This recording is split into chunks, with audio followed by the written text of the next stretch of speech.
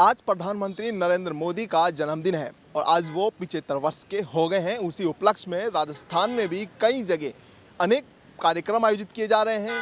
सेवा पखवाड़े का भी आयोजन किया जा रहा है, जिसमें कई प्रकार के शिविर लगाए जाएंगे तो कई प्रकार के और भी कई कार्यक्रम सम्मिलित किए गए हैं। आज जेपी प्रदेश अध्यक्ष मदन राठौड़ ने मीडिया से बात करते हुए कहा कि मोदी 25 सितंबर को बांसवाड़ा दौरे पर रहेंगे। इस दौरान अन्वेषण ब्यूरो का उद्घाटन भी करेंगे। इसके साथ उन्होंने कहा कि आज से नरेंद्र मोदी का जन्मदिन है, उस उपलक्ष्य में स्वदेशी वस्तुओं पर जोर दिया जाएगा और अपनाया भी जाएगा। ये जनता से भी उन्होंने अपील की है। इस अपील के साथ उन्होंने क्या कुछ कहा, सुनिए। देखिए, हमारे देश के प्रधानमंत्री जी भी कहते रहे, हमारे विदेश मंत्री जी भी कहते रहे, हमारे विदेश सचिव भी कहते रहे कि हमने किसी की मध्यस्थता उसमें स्वीकार नहीं की थी, लेकिन हमारा विपक्ष पता नहीं क्यों नहीं समझ में आ रहा था। लेकिन आज तो पाकिस्तान के विदेश मंत्री ने खुद ये कह दिया कि ऑपरेशन सिंदूर के समय में भारत ने किसी की मध्यस्थता को स्वीकार नहीं किया था। जब दुश्मन देश भी इस बात को स्वीकार कर रहा है तो फिर हमारे देश के नेताओं को पता नहीं क्या हो गया। दूसरा, उस आतंकवादी के परिवार वाले भी कह रहे हैं कि अजहर महमूद के पूरे परिवार को ऑपरेशन सिंदूर के उस सर्जिकल स्ट्राइक में समाप्त कर दिया था। तो हमारे देश के नेताओं को पता नहीं क्यों विश्वास नहीं हो रहा है।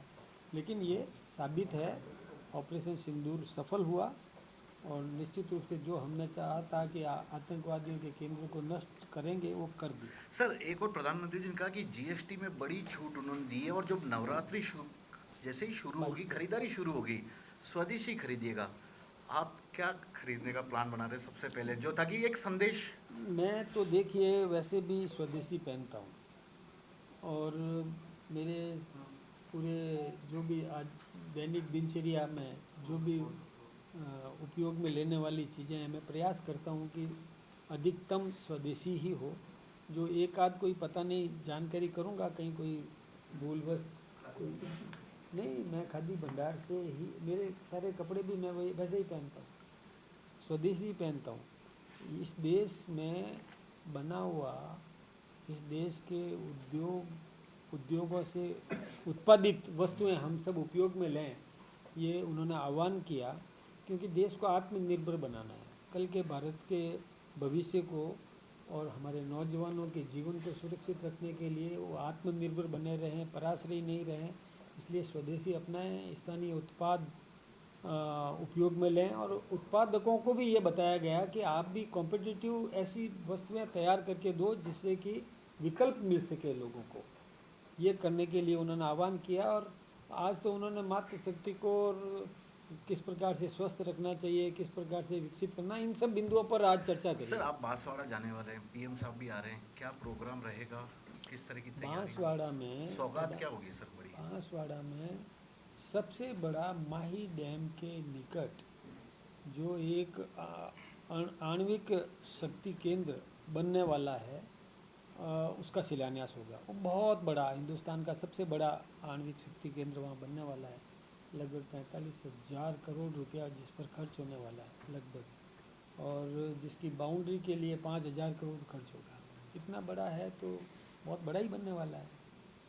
उसके शिलान्यास के लिए प्रधानमंत्री जी पधारेंगे, हम सब उनका अभिनंदन करेंगे। त्रिपुरा सुंदरी का भी मंदिर वहाँ है, प्रधानमंत्री जी के दर्शन का, क्योंकि नवरात्रि भी चल रही है, शायद वहाँ पर आप इसलिए ये प्रोग्राम आ सकता है, संभावनाएं हैं, आने पर ही बताऊंगा आपको। प्रोग्राम आ सकता है। सर, कब आ रहे हैं? 25 को प्रधानमंत्री जी आएंगे, 25 सितंबर को। तो वहीं सिविल लाइन्स विधायक गोपाल शर्मा ने भी कहा कि जिस प्रकार से ऑपरेशन सिंदूर के बदले जवाब दिया जा रहा है, उसी के साथ भारत की अर्थव्यवस्था मजबूत हो रही है। चाहे अमेरिका हो, चाहे और कोई देश हो, भारत लगातार उनको जवाब देता रहा है।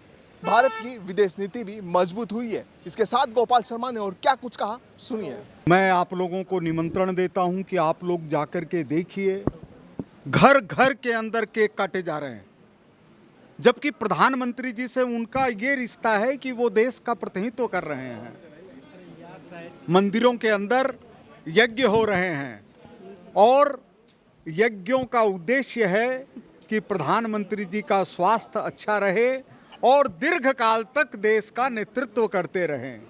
अभी सिद्धेश्वर हनुमान जी के अंदर हमारे अवधेश दास जी महाराज के नेतृत्व के अंदर साधु संतों ने विशाल यज्ञ का आयोजन किया और उसका एक ही उद्देश्य था कि आदरणीय नरेंद्र मोदी जी के नेतृत्व में भारत पूरी दुनिया की प्रथम शक्ति बने।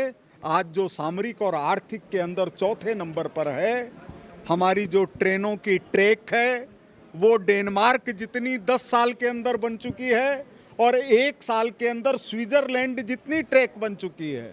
लेकिन चहुमुखी विकास हो और उसका आनंद आम जनता तक पहुँचे, लोकतंत्र की खुशबू सारी दुनिया में महसूस हो, इसलिए जनता खुद प्रधानमंत्री जी का जन्मदिन मना रही है। वहीं लगातार प्रधानमंत्री के जन्मदिन के उपलक्ष्य में कई कार्यक्रम जो है वो आयोजित किए जा रहे हैं। विभिन्न प्रकार के शिविरों का भी जो है आयोजन किया जा रहा है। उसी के दौरान एक सेवा पखवाड़ा जो कार्यक्रम है उसका आगाज भी आज से शुरू हो चुका है। अब देखना यह है कि बीजेपी आगे इसके अलावा और कैसे क्या आयोजित करती है। कैमरा पर्सन सुरेश के साथ मैं अभिषेक, जयपुर।